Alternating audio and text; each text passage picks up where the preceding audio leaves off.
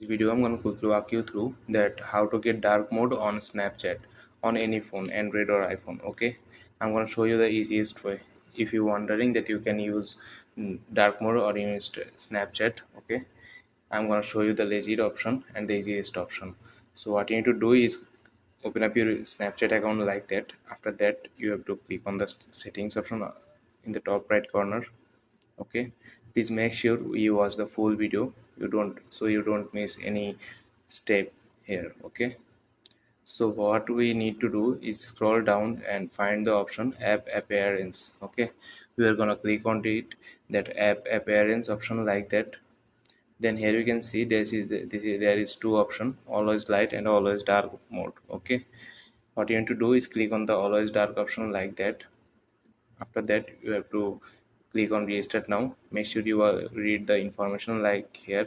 Switching themes means we will need to restart app. Make sure you have saved anything important.